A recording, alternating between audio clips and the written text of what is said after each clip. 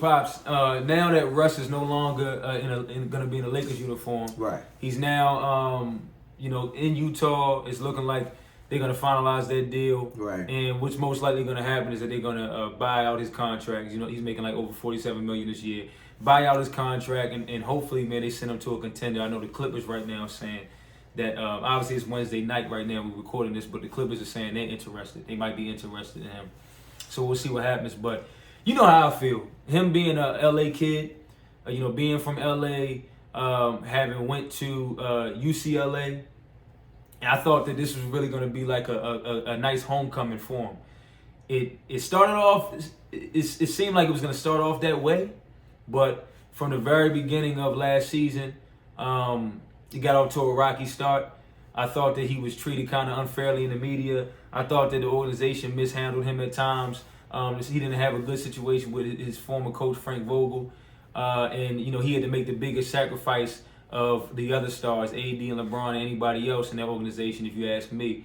And, even though he did a better job this year with, buying into what Coach Ham was trying to do, having him come off the bench, and he's been looking, this season was totally different this year than it was last year. And I think he was able to reinvent himself.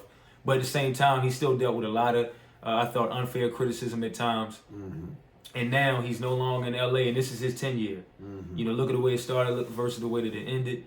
What do you think? What's your takeaways from just everything that we saw with his I guess a year and a half. Right. A season and a half of being on the Lakers. Well, what I would say is that I never thought that he should be in the Laker uniform. I never thought that it was a good fit because the fact that he was a triple-double king. Mm-hmm. Why in the world would a guy that's controls the ball, right, ball dominant? Why would you have a guard like that play on a team with LeBron James, who's ball dominant? Right. I just didn't see where that was going to work. I know at first they were talking about how he would help speed up the offense because the offense was slow.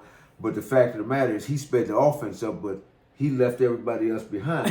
So you got to wait on your team to catch up with you, so you at least have somebody you can dish to left, right. To his credit, he's averaging, coming off the bench this season, he's averaging like 7 assists. But the fit just wasn't there. Number two, they needed some shooters, some three-point shooters, which he's not. Right. Okay, so they did everything that they shouldn't have done in terms of what type of guard they were looking for. Now, I'm happy about the move that they're making, mainly because they're going to get D'Angelo Russell, who is a good point guard. I never wanted to lose him in the first place. I'm glad that he's back. Good shooter. Mm-hmm. He dishes the ball well right now, which is career high. Plus, they got a couple other players as well. Beasley. Yeah, one is a good three-point shooter. Right. So I think they did pretty good. I just feel bad for Russell because I think it was a lot of damage to his personality, his brand, his person, his brand, his character. Yeah, it was just like they just totally tried to trash him. And, he did have some bad runs while he was playing. But, bottom line is he still averaged with this team close to 16 points a game. His first year with the Lakers, he averaged 18, 7, and 7. I think he's the third Laker in history to do that. And then this year, coming off the bench, he reinvented himself, something that my guy Carmelo kind of struggled with, right, some years ago. Russ reinvented himself, bought into Darvin Ham's scheme and his plan for this team going into the season. Came off the bench, averaged 15, 7, and 6. After those first 12 games, when they started off 2-10, it was bad. But once he came off the bench, he started to shoot the ball better. He started to make better decisions. He was, like I said, averaging 7 assists off the bench.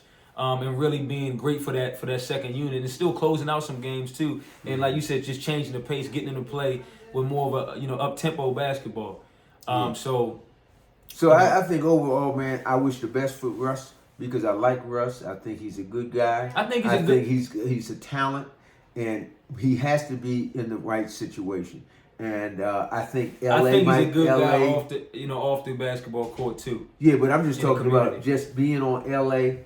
With all the fanfare, with the star power there, with AD there. He was able to do well when he played with AD, but AD was never on the floor. That's the problem. I do think that if we didn't get a chance to see them enough together, because one thing we got to give Russ credit for, and I think that the average big man would appreciate a guy like him because, honestly, man, he really tries to make it a top priority. You can see it this year especially.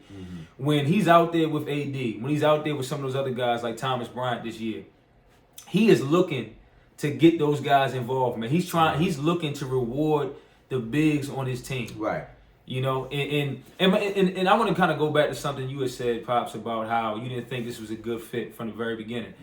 I agree with that point. Excuse me. I didn't think it was going to be a good fit either. But it's not all on Russ. I didn't think that it was good for him, just like I didn't think it was going to be great for the Lakers, because at the end of the day, look at the only other time than his little short stint with the Lakers where he had to kind of play more off the ball was when he went to Houston. If you guys remember, now obviously the lights are not nearly as bright in Houston as they are in LA. So, we weren't watching him the same way that we were watching every game with him in LA. But when he was in Houston, he shot a good field goal percentage. He was averaging over 20 points a game. He wasn't averaging a triple double, I don't believe, but he was putting up good numbers. He was efficient, playing off the ball with James Harden. But here's the difference between that team versus this Lakers team. And they got to the playoffs. The Houston Rockets got to the playoffs that year, lost to the Lakers in the bubble. But here's the thing. Russ had shooters around him, okay? So a guy who's looking to set guys up, a guy who draws the defense in when he attacks, to have guys like P.J. Tucker who you can kick the ball to, guys like Eric Gordon who you can kick the ball out to in the perimeter. He had guys like that. He had defenders. He's not the strongest defender, even though I think he stepped it up this year. But he has strong defenders around him, like a P.J. Tucker, right? And I just think that the Lakers, yes, it wasn't a good fit in terms of him not being a perimeter shooter, him being a ball dominant guy. That was never going to really work with LeBron, in my opinion. And you saying the same thing. But at the same time, if I'm him, I'm looking at the Lakers and saying, no, you guys failed me as well, because you did not surround me or LeBron with shooters during these 2 years that we were together, okay? And you also put me in a situation where you're expecting me to play off the ball with a guy like LeBron. And Russ is a volume shooter, man, a volume scorer. He's a guy who's used to having the ball in his hands and getting a lot of touches and getting a lot of shots up throughout the course of the game if you paid attention to his career at all. So that like I said, he had to sacrifice more than AD and more than LeBron. And for him to have to sacrifice the most but get the most blame, I just think is unfair. And I'm sad to see how his tenure in LA, his hometown. One thing I can tell you that he had the best of. What? Okay, the blooper reel. Because when I saw the bloopers, come on, man, we're not doing this. It was terrible. We're not doing it. I mean, I couldn't believe some of the stuff. I'm not allowing. But let's get back to what you were saying. I know it's your guy, and I know I like him too. He did have some. But the blooper reel was unbelievable. He did. But I do want to say this. Sometimes I do want to say this. Too fast with speed. You have to blame it on the management team. Yeah, management, man. LeBron takes some blame because the bottom line is they should have kind of had a vision of what their expectations were, and it should have been communicated. And Russ should have been understanding that when he came there. The fact of the matter is they did not have a vision of what they wanted other than just an up-tempo game. If they planned on having him be leading the second unit, they should have clearly communicated. You don't have a guy that you're paying $40 million a year, and you're using him for leading the second unit. That's the stupidest thing I've ever heard of. And Pelinka, I think that he's inexperienced, and he saved himself this recent trade happened. This was a good trade. But I'm gonna tell you, prior to that, but they should don't get me started about Kyrie, because we should have got Kyrie, because when Kobe earlier today read off that that proposed trade, we should have got Kyrie Irving. And that's him. He wanted to be in LA. He made that very clear.